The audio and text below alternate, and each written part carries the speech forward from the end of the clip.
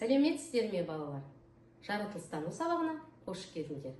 Бүгінгі сабақтың тақырыбы қозғалыс траекториясы. Бүгінгі сабақта сен қозғалыстың траекториясын зерттейсің. Қоршаған ортадағы құбылыстарға бақылау жүргізесің. Сабақтың тірек сөздері: қозғалыстың траекториясы, қисық із, түзу із. Суретке назар аударып, берілген сұрақтарға ойланып жауап беріңдер. Кел, ойланайық. Қай суреттен қозғалыс ізін байқадың? Қозғалыс сызықтары қандай? Қандай заттардың қозғалысы туралы айта аласың? Мысал келтір.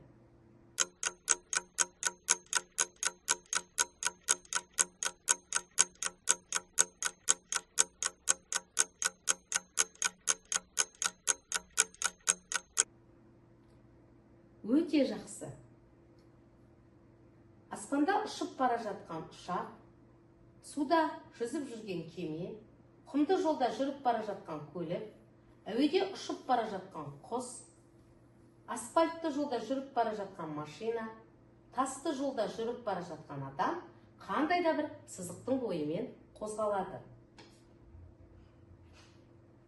Аспанда ұшып бара жатқан ұшақтың ізін көрген боларсыздар. Бұл ұшақтың қозғалыс сызығы. Суреттегі үзік сызықтар ұшақтың қозғалыс траекториясын көрсетеді. Қозғалып келе жатқан зат белгілі бір сызықтың бойымен жүреді. Бұл сызықты қозғалыс траекториясы дейді. Траектория қозғалыстағы дененің қалдырған ізі. Аспаннан ұшқан ұшақтың ізін байқауға болады. Кеменің су бетінде қалдырған ізін көруге болады. Ал кейбір дененің қозғалыс траекториясын көре алмаймыз. Дененің қозғалыс траекториясы бағытына қарай өзгеріп отырады. Түзу сызықтың бойымен қозғалатын траекторияны түзу сызықты траектория, қисық сызықтың бойымен қозғалатын траекторияны қисық сызықты траектория дейді. Түзу сызықты траекторияның да, қисық сызықты траекторияның да суретін салуға болады. Енді жол ережесінің қозғалыс бағыттарына назар аударайық. Оңға бұрылған қозғалыс, солға бұрылған қозғалыс, қарама қарсы бағыттағы, яғни тік бағыттағы қозғалыс. Осы суреттер арқылы біз қозғалыстағы денелердің түрлі бағытта қозғалатынын көреміз. Олай болса, жолда жаяу жүріп бара жатқан жүргіншіге, кетіп бара жатқан көліктерге мұқият қара. Олар қалай қозғалады?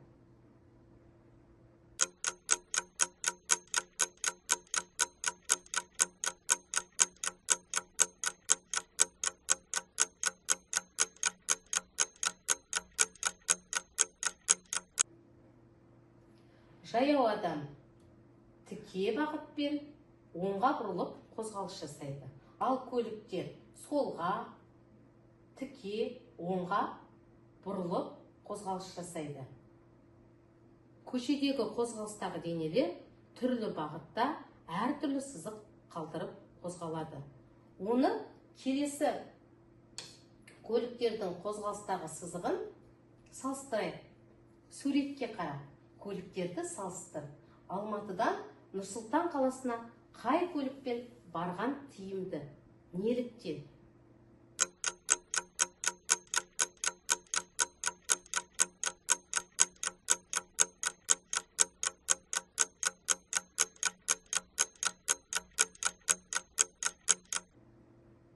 Балалар, бұл жерде Нұр-Сұлтан қазіргі Астана қаласы. Өте жақсы. Әрине, ұшақпен барған тиімді. Себебі ұшақ жылдам қозғалады, пойыз баяу қозғалады. Сондай-ақ ұшақ түзу сызықпен қозғалған, ал пойыз қисық сызықты траекториямен қозғалыс жасаған. Енді балалар, қоршаған ортадағы заттардың қозғалыс траекториясын бақылап көрейік. Қай дененің қозғалыс траекториясын көре аласың?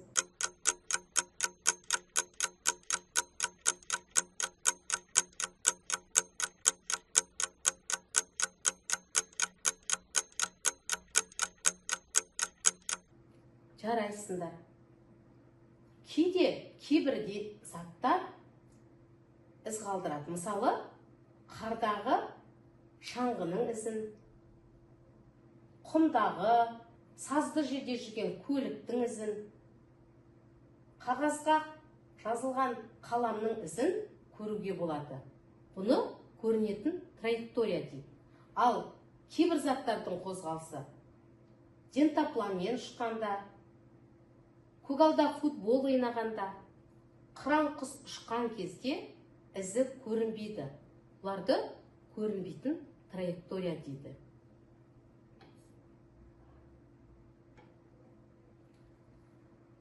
От шашудың ізін қандай траекторияға жатқызар едіңдер? Өте жақсы. От шашу белгілі бір уақытта соңынан із қалдырады. Сондықтан ұшақта дәл сол сәтте артынан із қалдырады. Сондықтан бұлар көрінетін траекторияға жатады. Ал енді әуе шарының қозғалыс сызығын, яғни ізін бақылайық.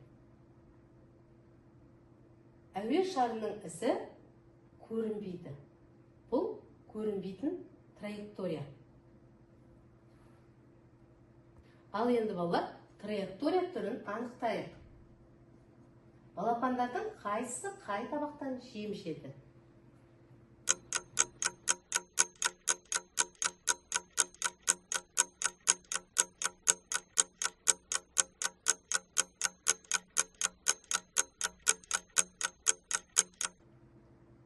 Жарайсыңдар. Жиегі көк табақтан жоғарыда оң жақта тұрған балапан, жиегі сары табақтан төменде сол жақтағы балапан жем жегенін іздері арқылы анықтадық. Дегенмен көрінбейтін траекторияны сурет арқылы болжап анықтауға болады. Бір велосипедші мен бір футболшының қозғалыс траекториясын болжа. Тақтаға сыз.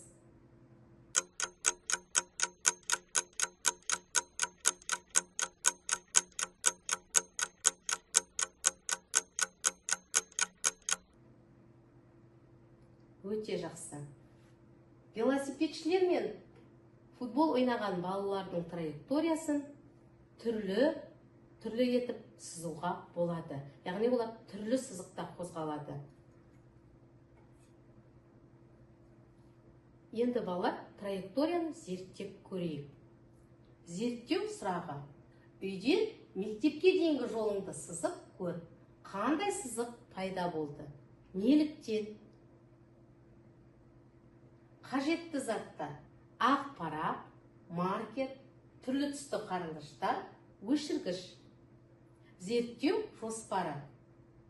Бірінші, сурет салатын ақ парақ, маркер, түрлі түсті қарындаштарыңды дайында. Екінші, үйден мектепке баратын жолыңды есіңе түсір. Үшінші, ақ парақтың бір шетіне үй, бір шетіне мектептің суретін сал. Төртінші, жол бойында не байқадың? Суретін сал. Бесінші, үйден мектепке дейінгі жолыңды сызықпен көрсет. Алтыншы, қорытынды жаса.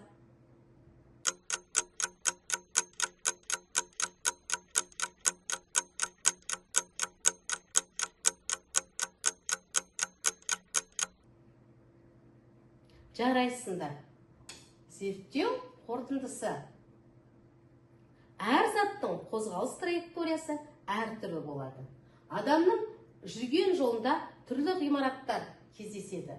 Сондықтан мектептен үйге баратын жол қисық сызықты траектория болды.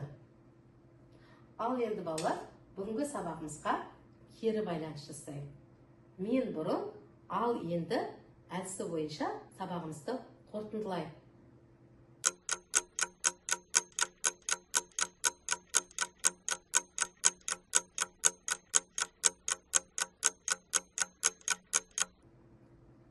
Жарайсыңдар.